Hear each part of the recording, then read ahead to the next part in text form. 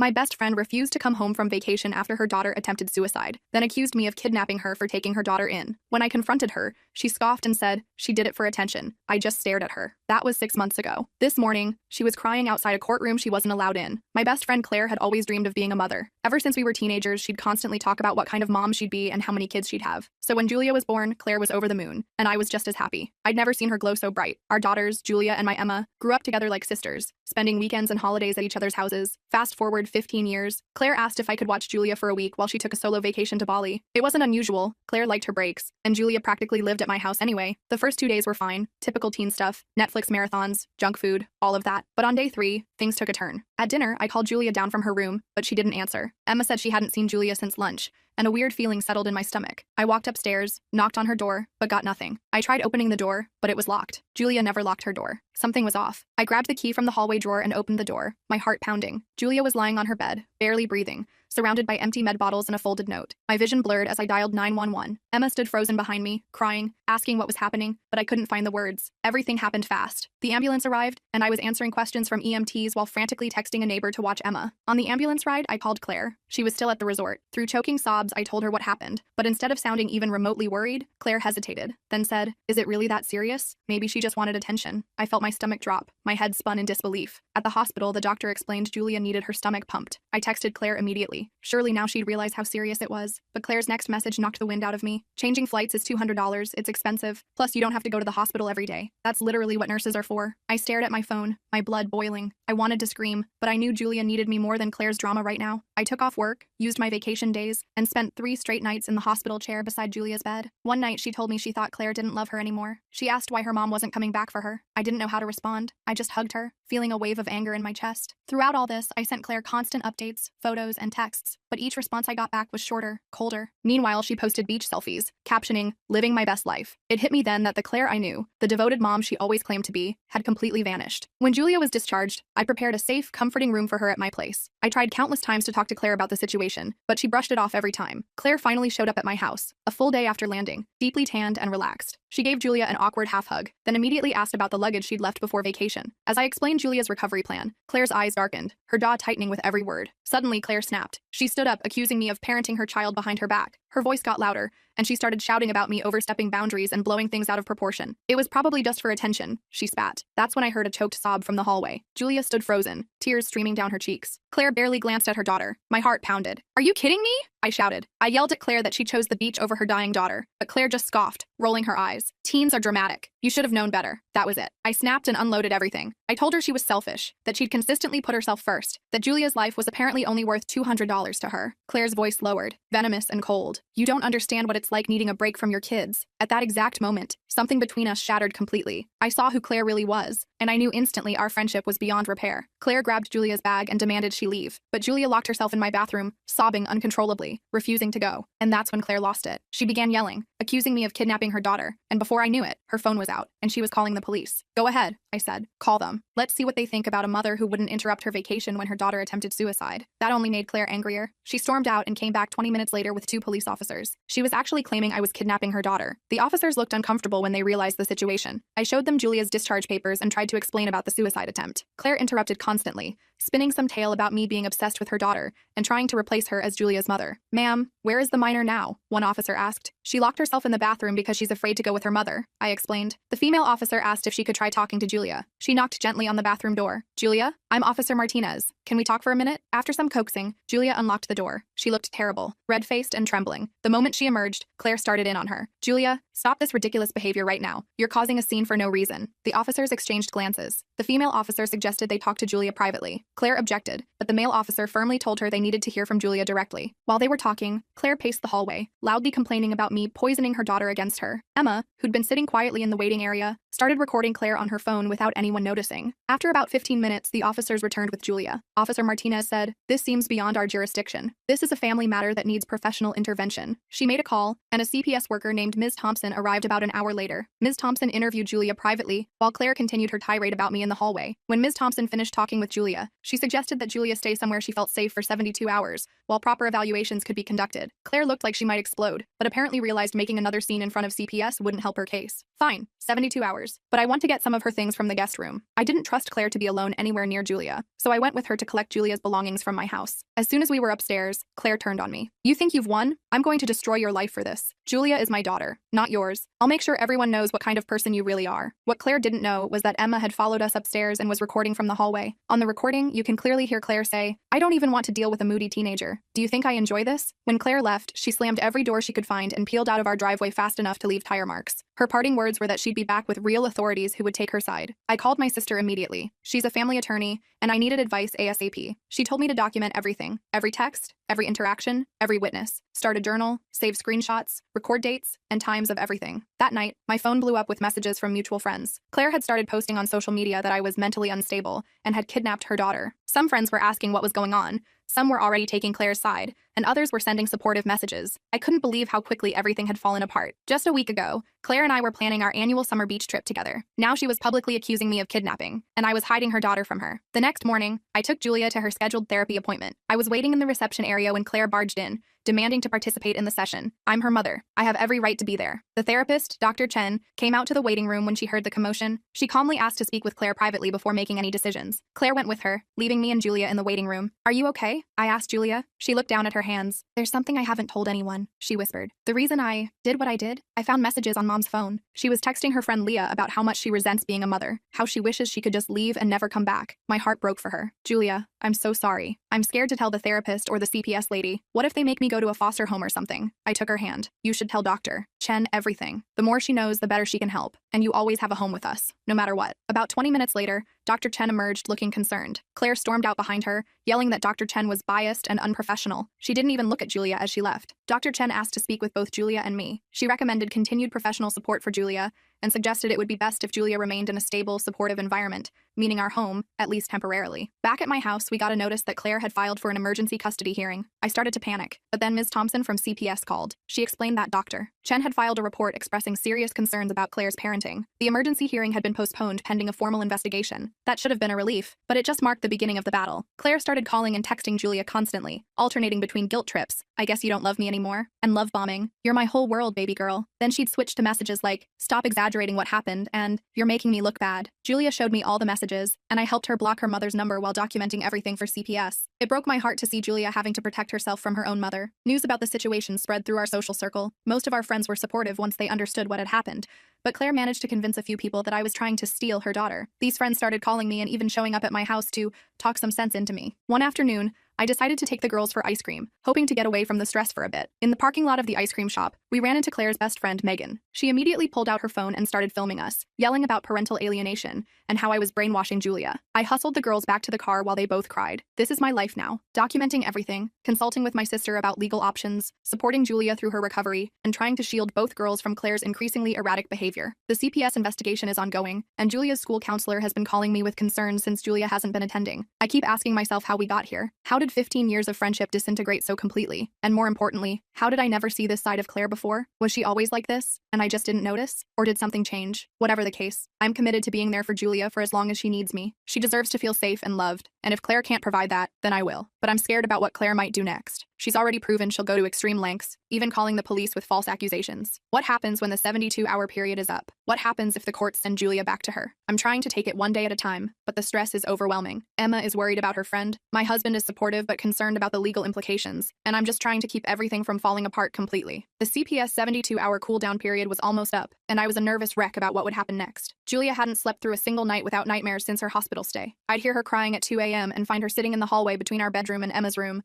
not wanting to wake anyone but too scared to be alone. My husband Rob was amazing through all this, making Julia's favorite pancakes in the mornings and helping both girls with homework to keep some sense of normalcy. The night before the 72 hours were up, Julia had the worst panic attack I'd ever seen. She couldn't breathe, her whole body was shaking, and she kept saying, "Please don't make me go back," over and over. After we finally got her calmed down and back to sleep with Emma keeping her company, Rob and I sat at our kitchen table feeling completely helpless. "What if they make her go back to Claire?" I whispered, not wanting the girls to overhear. "You saw her tonight. She's terrified." Rob squeezed my hand. "We'll figure something out. Your sister's coming tomorrow morning, right? She'll know what to do." My sister Natalie arrived at 7 a.m. sharp the next day, looking every bit the tough attorney in her navy pantsuit. She'd brought a stack of papers and her laptop, turning our dining room into a makeshift law office. She went through everything we documented so far and nodded approvingly. "You did good keeping records," she said, reviewing the screenshots of Claire's messages and Emma's recordings. "This will help, but I need to prepare you. Family court can be unpredictable. Biological parents get a lot of leeway." Ms. Thompson from CPS arrived at 9 a.m. for a follow-up assessment. She interviewed Julia again, then asked to speak with me and Rob. Her expression was serious but sympathetic. "Based on my preliminary investigation and Dr. Chen's report, I'm recommending temporary guardianship be granted to you while we complete a more thorough assessment," she told us. "However, Claire has hired an attorney who's fighting this hard. There's going to be a hearing tomorrow." I felt a wave of relief followed immediately by dread about facing Claire in court. As if on cue, my phone buzzed with a text from Claire. "Hope you enjoyed playing mommy. See you in court tomorrow." The rest of the day was a blur of preparation. Natalie coached Julia on what to expect if the judge wanted to speak with her. Rob took Emma to his parents' house. We decided it was better if she wasn't around for the stress of the hearing. I could barely eat or sleep, my mind racing with worst-case scenarios. The family court was smaller than I expected, more like a conference room than the dramatic courtrooms you see on TV. Claire was already there when we arrived, sitting beside a slick-looking attorney in an expensive suit. She didn't acknowledge us, just stared straight ahead with a slight smirk on her face. Julia gripped my hand so tight it hurt. I could feel her trembling next to me. Natalie kept a reassuring hand on her shoulder as we took our seats. The judge was an older woman named Judge Patel with reading glasses and a no-nonsense expression. She reviewed the case file for what felt like forever before addressing the room. "I've reviewed the reports from Child Protective Services and Dr. Chen, as well as the hospital records," she said. "I'd like to speak with Julia privately in my chambers." Claire's attorney immediately objected, claiming I had coached Julia. The judge overruled him and led Julia away. Those 15 minutes were the longest of my life. Claire kept glaring at me from across the room while her attorney whispered to her. When they returned, Julia looked drained but somehow calmer. Judge Patel adjusted her glasses and addressed the court. "Based on all evidence before me, including my conversation with Julia, I'm granting temporary guardianship to Mr. and Mrs. Reynolds for a period of 30 days, during which time a complete family assessment will be conducted." Claire gasped audibly. Her attorney started to object, but Judge Patel wasn't finished. "Mrs. Davis will have supervised visitation twice weekly at the Family Services Center. Additionally, I'm ordering Mrs. Davis to complete a psychological evaluation and attend parenting classes before the next hearing." Claire stood up, her face red. "This is ridiculous. She's my daughter." "Mrs. Davis, control yourself or I'll hold you in contempt," Judge Patel warned. "This temporary arrangement is in your daughter's best interest until we can fully assess the situation." The look Claire gave me as we left the courtroom was pure hatred. She brushed past Julia without a word and stormed out, her attorney rushing after her. In the parking lot, Julia collapsed against me in tears, but they were tears of relief. "I don't have to go back," she kept saying. "I don't have to go back. Not for at least 30 days, Natalie clarified gently. "And hopefully not after that either. But we need to be prepared for a longer battle." She wasn't wrong. The 30-day temporary guardianship was just the beginning of what turned into a war. Claire missed her first 2 supervised visits, then showed up to the third one with a brand new attitude and expensive gifts for Julia. The supervisor's report noted that Claire seemed more interested in taking selfies with Julia to post online than actually connecting with her daughter. Then came the social media campaign. Claire posted daily about being a mother fighting to get her daughter back, and how I was a mentally unstable woman obsessed with her child. She twisted everything, claiming Julia's hospital stay was due to an accidental overdose, not a suicide attempt, and that I was exploiting a teenager's mistake to kidnap her. Some of our mutual friends actually believed her. Jessica, who I'd known for 10 years, texted me that I should stop the drama and give Claire her daughter back. Michael, another longtime friend, left a voicemail saying he was disappointed in me for coming between a mother and child. The worst part was the impact on Julia. She'd start to make progress in therapy, then see one of her mom's posts or hear about Claire's latest lies, and she'd spiral again. One night, she showed me a group chat where her former friends from Claire's neighborhood were calling her a liar and attention seeker. She was devastated. "Why doesn't she just let me go?" Julia sobbed. "If she doesn't even want me, why is she fighting so hard?" I didn't have a good answer. All I could do was hold her and promise we wouldn't give up. Emma was struggling too. She'd lost friends whose parents sided with Claire, and she was dealing with nasty comments at school. But she stayed fiercely loyal to Julia, even getting suspended for a day after confronting a kid who was spreading rumors about Julia's fake suicide attempt. 3 weeks into the temporary guardianship, Claire escalated things again. She showed up at Julia's therapy appointment, creating such a scene that security had to escort her out. That same day, someone keyed my car in the office parking lot with the word "thief" scratched into the driver's door. I couldn't prove it was Claire, but the timing wasn't exactly subtle. Rob was getting worried about security. He installed cameras around our house and changed the locks after Julia mentioned that Claire had a spare key from when she would house sit for us years ago. It felt paranoid, but necessary. The 30-day review hearing approached quickly. Ms. Thompson had completed her assessment and recommended extending my guardianship for at least 6 months. Dr. Chen provided a strong report about Julia's progress in therapy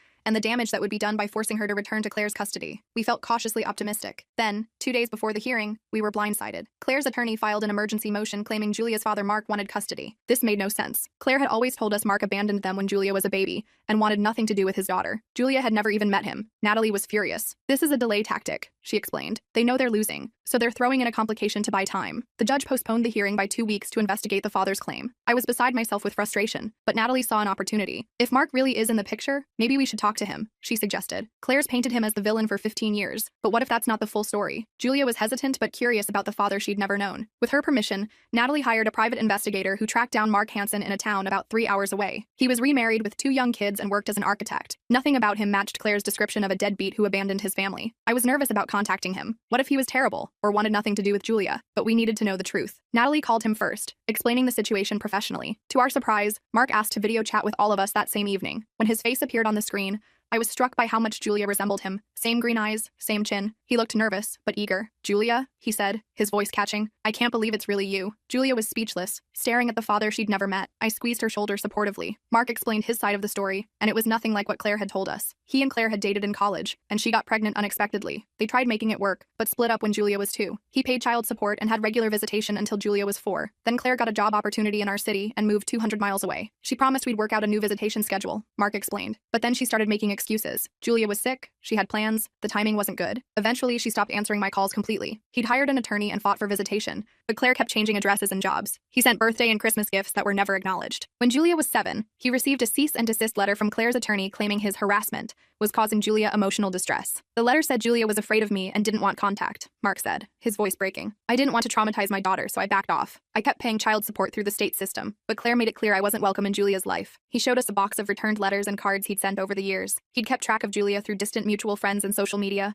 always hoping she might reach out when she was older. Julia was crying quietly beside me. She told me you left because you didn't want a kid, she said. She said you never paid child support or sent birthday cards. Mark shook his head sadly. I never stopped trying, Julia. I never stopped loving you. It was a lot for Julia to process. After the call, she shut herself in her room for hours. When she finally came out, her eyes were puffy from crying, but she seemed stronger somehow. I want to meet him, she said decisively. In person. Mark drove down that weekend. The meeting was awkward at first. How could it not be? But watching them together, seeing the same mannerisms, the same way they both talked with their hands when excited, was remarkable. Mark brought photo albums of Julia's early years and his side of the family she'd never known about. Julia discovered she had 2 half-siblings, a stepmother named Karen who was a high school art teacher, and grandparents who'd been keeping gifts for her birthday every year, hoping to give them to her someday. While they were getting to know each other, I stepped outside to give them privacy and found a notification on my phone. Claire had posted a photo of herself looking sad next to a picture of Julia as a toddler, with the caption, "Missing my baby girl who was manipulated into thinking I'm a bad mother. Now her father who abandoned us is pretending to care after 15 years of absence. Money changes people." I wanted to throw my phone across the yard. The audacity of her lies was unbelievable. But then Rob showed me something else. Claire's story was starting to unravel publicly. Former classmates of Claire and Mark were commenting on her post with their memories of what actually happened. Mark's sister had posted counter-evidence showing the child support payments and returned gifts. Claire's carefully constructed narrative was falling apart. The extended custody hearing finally arrived. Mark attended, not to seek custody himself, but to support Julia's desire to stay with us, while he gradually built a relationship with her. His testimony about Claire's parental alienation clearly impacted Judge Patel. Claire's attorney tried to paint Mark as an opportunistic absent father, but the evidence of his efforts to stay connected was overwhelming. The real bombshell came from an unexpected source. Claire's current boyfriend Taylor showed up to testify. Claire looked shocked to see him there. Clearly, she hadn't anticipated this. Taylor testified that Claire had confessed to him that she deliberately kept Julia from her father and had been using her daughter primarily for social media content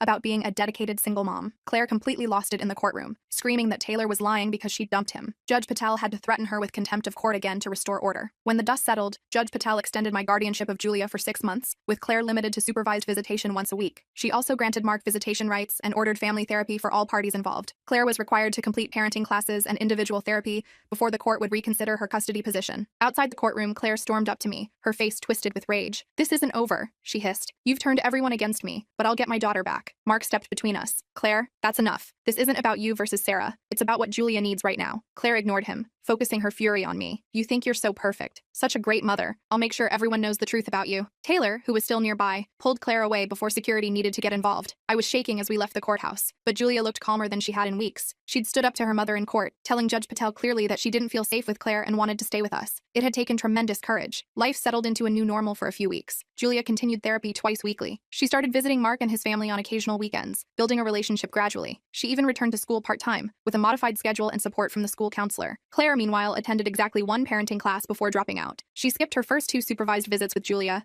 then showed up to the 3rd one smelling of alcohol, causing the supervisor to end the visit early. She continued her social media campaign, but was getting less and less sympathy as more people learned the truth. I thought things were finally calming down until I got a call from the school one afternoon. Julia had received dozens of text messages from unknown numbers calling her horrible names and telling her to Just finish the job right this time. Someone had distributed her phone number and encouraged this targeted harassment. The school counselor had found her having a panic attack in the bathroom. I rushed to pick her up, and we went straight to the police station to report the cyberbullying. The officer was sympathetic but not optimistic about tracing anonymous texts. He took screenshots of everything and filed a report, suggesting we change Julia's phone number immediately. That night, while Julia was finally sleeping with the help of anxiety medication Dr. Chen had prescribed, I sat in the kitchen with Rob trying to figure out our next steps. That's when Emma showed me something disturbing she'd found online. A fake profile of Julia had been created, supposedly confessing that she'd made up the S-side attempt for attention and saying horrible things about herself. "Mom, I think Aunt Claire made this," Emma said quietly. She'd started calling Claire Aunt Claire, instead of just Claire only recently, as if trying to create distance from someone she'd once loved. Look at these phrases: seeking attention and causing drama for no reason. That's exactly how she talks. She was right. It was Claire's language, Claire's accusations, just put into Julia's mouth. We reported the fake profile and got it taken down, but the damage was already spreading through Julia's social circles. The next day, Julia didn't want to get out of bed. I didn't push her. She'd been through enough. I called her therapist, who suggested an emergency session that afternoon. I was working from home to keep an eye on her when someone started pounding on our front door. It was Claire, looking disheveled and angry. I opened the door just enough to talk to her, keeping the security chain on. "Where is she? I know she's here. I want to see my daughter now," Claire demanded. "Claire, you know you only have supervised visitation. If you want to see Julia, you need to schedule it through family services." "That's bullshit and you know it. You've poisoned everyone against me. Julia, Mark, even Taylor. You've ruined my life." I tried to remain calm. "Claire, please leave. You're violating the court order by being here.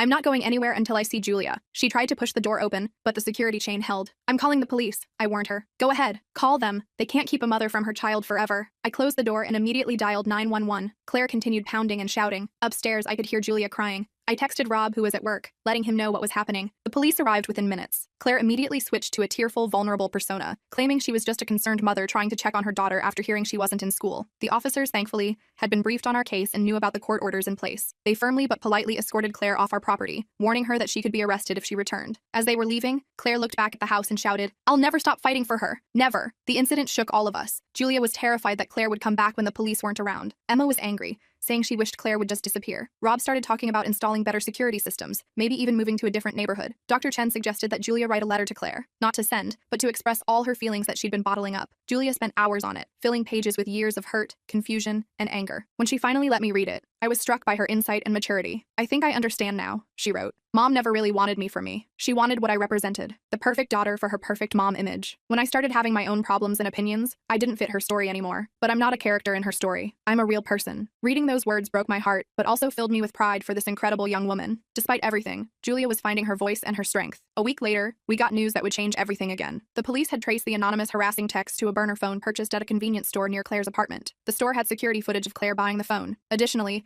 Taylor had provided the police with messages where Claire discussed her plans to make Julia regret choosing Sarah over me and teach her a lesson about loyalty. Claire was arrested for cyberbullying, harassment, and violating the restraining order. She was released on bail the next day, but the damage to her case was irreparable. Her lawyer withdrew, and the court suspended even her supervised visitation pending criminal proceedings. The news spread quickly through our community. Former friends who had sided with Claire now reached out to apologize to us. Julia received supportive messages from classmates who had previously believed the rumors about her. The tide had turned completely. Mark invited Julia to spend a weekend with his family, a big step that she was finally ready for. Watching her pack her overnight bag with excited nervousness reminded me that despite all the trauma, she was still just a teenager with normal teenage emotions. I felt a pang of sadness, wondering if this was the beginning of her moving on from us, but I quickly pushed that thought aside. This was what healing looked like. The weekend with Mark went surprisingly well. Julia came home with stories about her half-siblings, aged 7 and 9, who apparently thought their big sister was the coolest person ever. She'd helped her stepmother Karen with an art project, and discovered they shared a love of photography. Mark had taken her hiking to his favorite spot overlooking the valley, something they discovered they both enjoyed. "It's weird," Julia told me as I helped her unpack. "Being there feels both totally new and somehow familiar at the same time. Like, Mark has some of the same habits I do. We both organize our books by color instead of author, and we both hate the crusts on sandwiches. Biology is pretty amazing that way," I said, folding her sweater. "How do you feel about everything?" Julia sat on her bed, thoughtful. "I'm still processing it all. I keep thinking about all the years I believed Mom's lies about him, all the birthdays and holidays we could have shared. It makes me angry but also sad. Like, what kind of mother keeps a kid from their dad who actually wants to be involved?" I didn't have a good answer. Claire's behavior defied logical explanation. The next morning, I was making breakfast when Julia came downstairs looking troubled. She handed me her phone, showing me a text from an unknown number. "Hope you enjoyed playing Happy Family with Mark. Don't forget who your real parent is. This isn't over." My stomach dropped. "When did you get this?" "Late last night. I didn't want to worry you then." I immediately called Natalie, who advised us to report it to the police as another violation of the restraining order. The officer who took our report seemed frustrated that Claire was continuing to harass Julia despite her pending charges. "We'll add this to her case file," he promised. In the meantime, I'd suggest Julia gets a new phone number again. 2 days later, we received notice that Claire had checked herself into a mental health facility, claiming emotional distress. Her criminal hearing was postponed, and her attorney, she'd hired a new one, filed a motion claiming she needed treatment, not punishment. I had mixed feelings about this development. Part of me wanted Claire to get the help she obviously needed. Another part suspected this was just another manipulation tactic to gain sympathy from the court. Either way, it gave us a temporary reprieve from her harassment. Julia used this calmer period to focus on school and building relationships with both her dad and her friends. Some days were better than others. She still had nightmares and anxiety attacks, but they were becoming less frequent. Dr. Chen noted significant progress in their sessions. Claire remained in the mental health facility for 3 weeks. Upon her release, she was diagnosed with narcissistic personality disorder and prescribed medication and therapy. Her criminal case resulted in a plea deal, probation and mandatory mental health treatment, plus an extended restraining order preventing her from contacting Julia in any way for 1 year. The custody situation became more complicated. With Mark now actively involved, he petitioned for shared custody with us. Claire's attorney fought to maintain her parental rights despite her restricted access. Judge Patel ordered a comprehensive family evaluation to determine the best permanent arrangement for Julia. Through all this legal maneuvering, Julia remained with us, gradually spending more time with Mark and his family. Claire complied with her treatment plan superficially, but continued posting passive-aggressive content on social media about parental alienation and the system failing mothers. Julia's 16th birthday approached, her first without Claire, but with her newly discovered father and extended family. She wanted a small celebration, still wary of large gatherings after the cyberbullying incident. We planned a dinner with just our immediate family, Mark's family, and 2 of Julia's closest friends. The evening before her birthday, we were finishing decorations when the doorbell rang. Rob answered it and returned with a large package labeled, "For Julia, happy birthday from Mom." Julia stared at it warily. "I don't want to open it." "You don't have to," I assured her. "But what if it's something weird or scary? Shouldn't we know?" She had a point. Rob carefully opened the package while Julia, Emma, and I watched from a distance. Inside was a photo album and a letter. Rob checked that there was nothing harmful before handing it to Julia. The album contained baby photos of Julia that we'd never seen, her first steps, early birthdays, holidays. The letter was surprisingly civil, expressing regret for how things had turned out and asking Julia to remember the good times we had. It was signed, "Love always, Mom." Julia leafed through the album silently, her expression unreadable. Finally, she closed it and handed it to me. "Can you put this somewhere safe? I'm not ready to look at it right now, but I might want it someday." "Of course," I said, taking the album. "Whatever you need." Julia's birthday dinner the next day was a success. Mark and Karen brought thoughtful gifts, a professional camera she'd been wanting,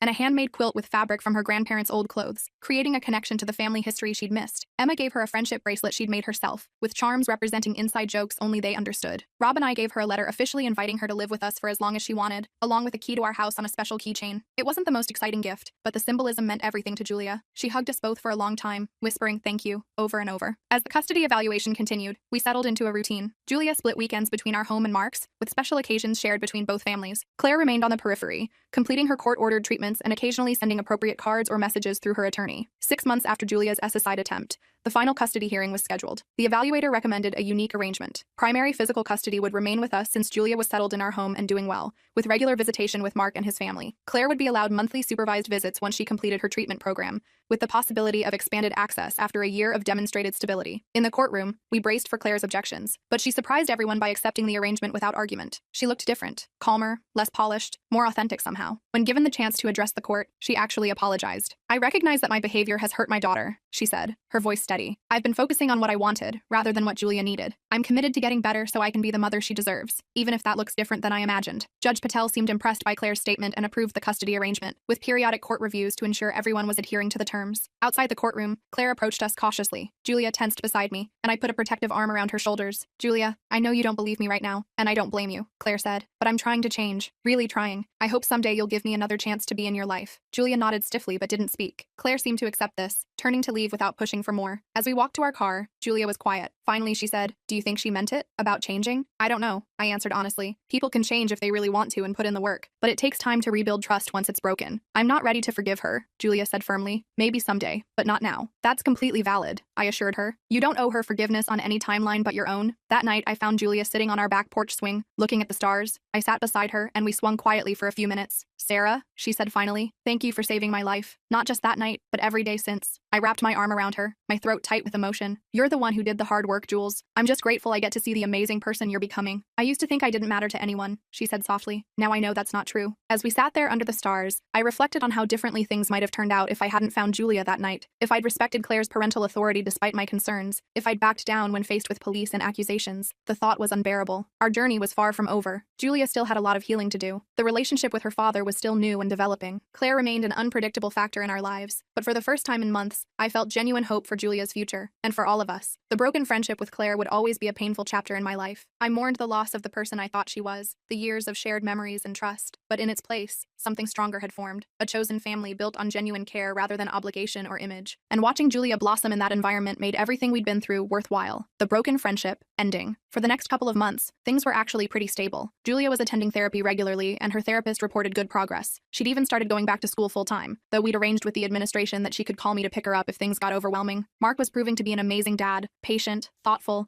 and totally committed to building a relationship with Julia at her pace. But I should have known Claire wouldn't stay quiet for long. Right after winter break, Julia came home from school looking upset. Apparently, Claire had created a whole Mother's Rights Facebook group specifically about our situation. She'd recruited some moms from Julia's old neighborhood and was posting daily about being separated from her child by a manipulative friend. The worst part was she'd posted old photos of Julia without permission, including some from her hospital stay. How did she even get those? Julia asked, her hands shaking as she showed me her phone. I never gave her permission to share these. I called Natalie immediately, and she helped us file a complaint for violation of the restraining order and unauthorized use of Julia's images. But the damage was already spreading online. Some of Claire's followers had found Julia's social media and were sending her nasty messages about being ungrateful to her mother. We thought we'd have to fight this new battle, but something unexpected happened. One of the moms in Claire's group, a woman named Diane, reached out to me privately. She'd joined thinking she was supporting a wronged mother, but after seeing some inconsistencies in Claire's stories, she'd done some digging. I found the court records, Diane wrote, and they don't match what Claire's telling everyone. I confronted her about it, and she went ballistic, accusing me of betraying her. I think several people are starting to see through her act. Sure enough, within days, Claire's support group imploded. Several members posted public apologies to Julia after discovering they'd been manipulated. Claire took down the entire group and went suspiciously quiet online. Do you think she's finally giving up? Rob asked hopefully one night after the girls had gone to bed. I shook my head. I don't think Claire knows how to give up. She's just regrouping. I was right. 2 weeks later, Julia came to me with another concerning development.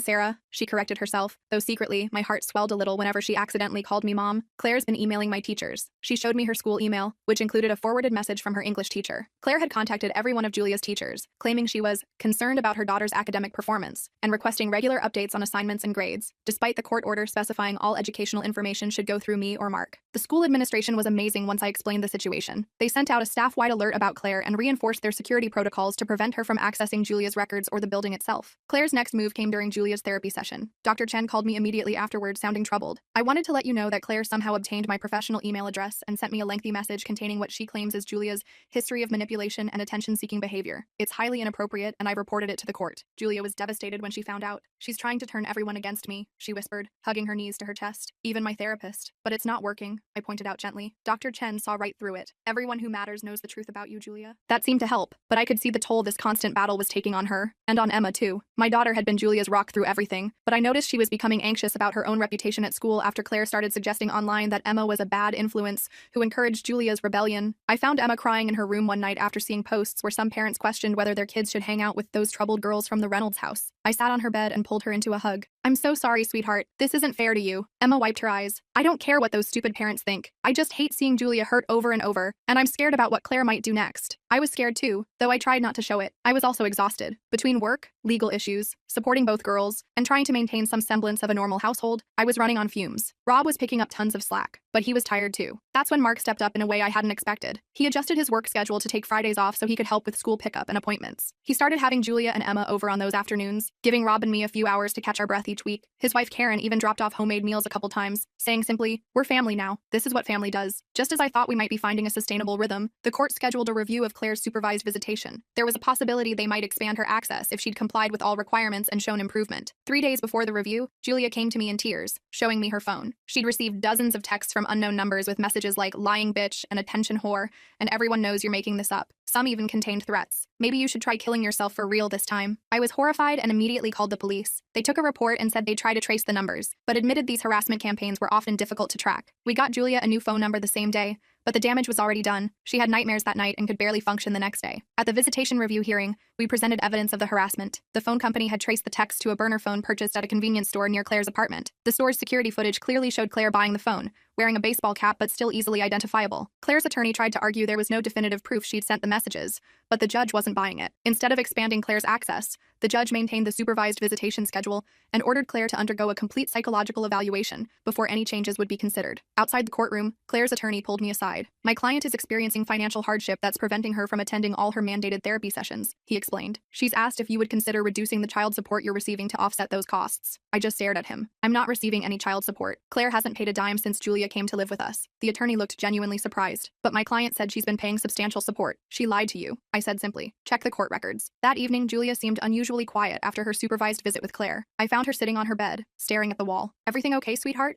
I asked, sitting beside her. Julia hesitated. She seemed different today, like really calm and nice. She brought some of my old books from when I was little and talked about normal stuff. That sounds positive, I said cautiously. Yeah, but Julia twisted her fingers together nervously. When the supervisor went to take a phone call, Mom leaned over and whispered that she knows I'll come to my senses soon and that I'd regret betraying her if I didn't. My heart sank. Did you tell the supervisor? Julia shook her head. Mom was smiling the whole time, like she was saying something sweet. It would have been my word against hers. I scheduled an emergency session with Dr. Chen the next day. During the appointment, she suggested that Julia document specific instances of Claire's manipulation and threats for the court. I know it's difficult, Dr. Chen told her, but creating a clear record of these behaviors is important. Julia agreed but found the process incredibly triggering. Just writing down some of the things Claire had said and done over the years brought back nightmares and anxiety attacks. We created a system where she'd write for 20 minutes, then take a break with either Emma or me nearby for support. Even with these precautions, it was grueling work. What emerged from Julia's documentation was a pattern we hadn't fully understood before. Whenever Julia had shown independence or formed close friendships, Claire had found ways to sabotage them. She'd accidentally schedule family events when Julia had friend gatherings. She'd tell Julia that friends had said negative things about her behind her back. She'd even called the parents of Julia's friends to suggest their children might be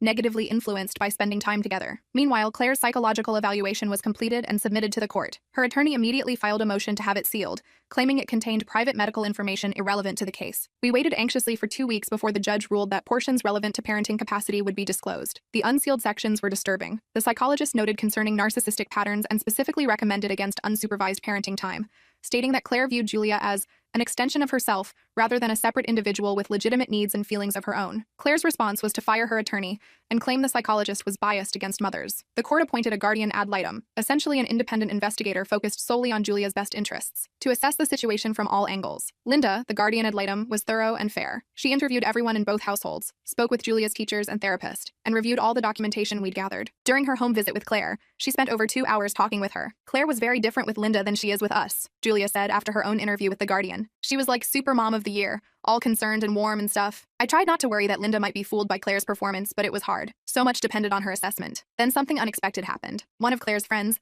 a woman named Patricia, who'd initially been hostile toward me, reached out asking to meet for coffee. I was suspicious but agreed to meet in a public place. Patricia fidgeted with her coffee cup for several minutes before finally speaking. Claire asked me to lie to the guardian, she blurted out. She wanted me to say I'd witnessed all these perfect mother-daughter moments between her and Julia over the years, but I can't do it. Not anymore. She explained that Claire had coached her on exactly what to say, including specific events that Patricia had never actually witnessed. I've been friends with Claire for years, and I always thought you were the bad guy in this story, but now I'm not so sure. Patricia provided a sworn statement about Claire's attempted witness tampering, which we immediately forwarded to Linda and the court. Even more surprising, a few days later, Mark received a call from Taylor, Claire's now ex-boyfriend. He'd ended their relationship after discovering the extent of Claire's manipulation and wanted to provide information he thought might help protect Julia. I should have spoken up sooner, Taylor told Mark. I saw warning signs but didn't want to believe it. Claire was obsessed with what she called winning against you guys, but she barely mentioned Julia's well-being. It was all about proving she was right. Taylor provided screenshots of disturbing messages where Claire discussed using Julia to maintain her Mother of the Year image on social media and complained about how much easier life would be without teenage drama. Linda's final report to the court was comprehensive and unflinching. She recommended Julia remain in my custody with continued therapeutic visitation with Claire. But the report contained something none of us had anticipated: concerns about Claire's financial exploitation of Julia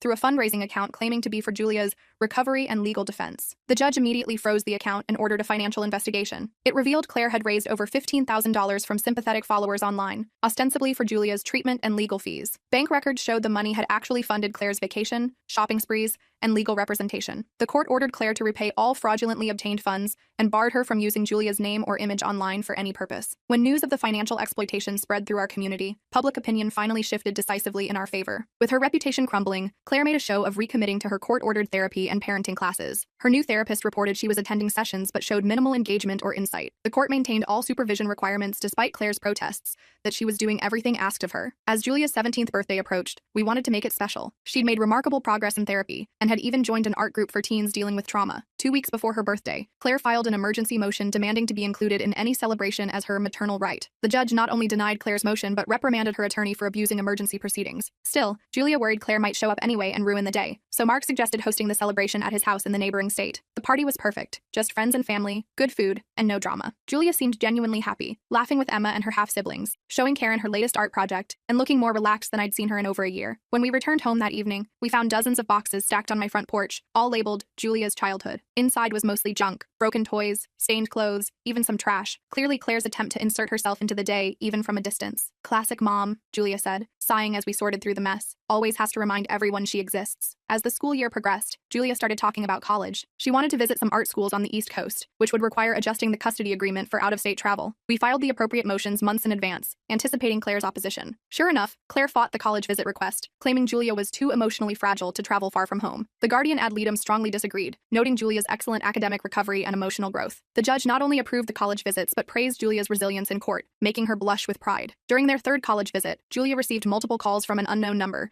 which she ignored following our safety protocols. That night, she got a text with a photo of Claire standing outside the campus building they'd toured that day, clearly showing she'd followed them across state lines. We immediately contacted campus security and cut the visit short. The incident crossed a clear legal line, resulting in formal stalking charges against Claire. As the court date approached, her attorney proposed a comprehensive settlement on all outstanding issues. The offer seemed suspiciously reasonable at first glance. Claire would drop all custody claims in exchange for structured visitation, and Julia maintaining her mother's health insurance into college. But something felt off, so we requested a mediation session, rather than simply signing the agreement. In mediation, Claire initially appeared cooperative, even apologizing for any misunderstandings. But when discussion turned to Julia's college choices, her true motivation emerged. She insisted Julia attend her alma mater where Claire had connections, essentially trying to control Julia's college experience and regain access to her life. When we rejected that demand, Claire's facade crumbled completely. She accused Julia of being manipulated and ungrateful, her voice rising with each word until the mediator had to end the session. The mediator later recommended the court be informed of Claire's continuing control issues. Following the failed mediation, Claire escalated her online campaign again. But this time, her mother's rights group quickly imploded, as members realized they were being manipulated when Claire's documented actions didn't match her victim narrative. The criminal stalking case proceeded with solid evidence from the college incident. 2 days before the hearing, Claire checked herself into a mental health facility, resulting in a postponement of the proceedings. After a 3-week hospital stay, Claire emerged with a bipolar disorder diagnosis that she immediately tried to use as justification for all her actions. But the treating psychiatrist's report noted that mental health issues didn't explain the calculated nature of many of her behaviors. As Julia's 18th birthday approached, we were all aware of its significance. Once she turned 18, many court-mandated restrictions would naturally expire. Claire sent a certified letter announcing she would appear at our house at midnight when Julia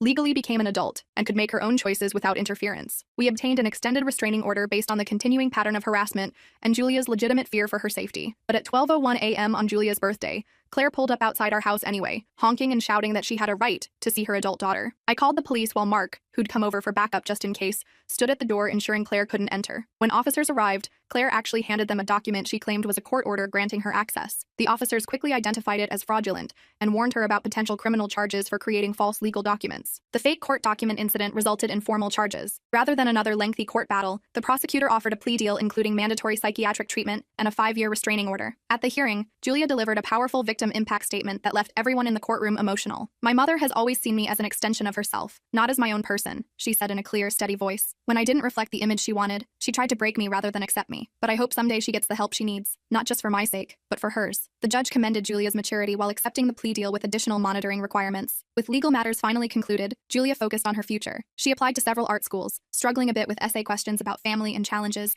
but ultimately crafting honest responses that showcased her resilience. College acceptance letters started arriving in spring, with Julia receiving scholarships to 3 schools, including her top choice. The excitement was briefly tempered when we learned Claire had contacted the admissions office claiming Julia's applications contained fraudulent information, but the school quickly dismissed these allegations after we provided documentation. Julia chose a school 4 hours away, close enough to visit regularly, but far enough to feel independent. During orientation, she connected with the school's counseling center and student support services, establishing safety nets before classes even began. 2 weeks before move-in day, Claire sent a seemingly heartfelt letter apologizing and asking to meet just once before Julia left for college. But the letter contained subtle manipulations we'd learned to recognize, and Julia declined the meeting while acknowledging the apology. On moving day, as we packed the car with Julia's belongings, we spotted Claire's car parked down the street. street. Mark drove ahead to ensure she didn't follow us to campus, while I stayed with Julia, refusing to let Claire taint this milestone. After getting Julia settled in her dorm room, I found it hard to say goodbye. This wasn't how I'd imagined sending a child to college. All the complicated emotions of a normal send-off, plus the extra layer of protectiveness I felt toward this girl who'd become like my own daughter. I'm going to be okay, Julia assured me, recognizing my hesitation. I know what healthy relationships look like now, thanks to you and Rob and Mark and Karen. And you'll call if you need anything? Anything at all? I promise, she said, hugging me tight. You're my family. That doesn't change because I'm in college. During her first month at school, Julia discovered Claire had somehow found her address and sent a package of childhood items. Campus security implemented mail screening and provided extra monitoring of her residence hall, but Julia handled the situation with remarkable composure. By Thanksgiving, when Julia returned home for the break, she seemed more confident and independent. She was thriving academically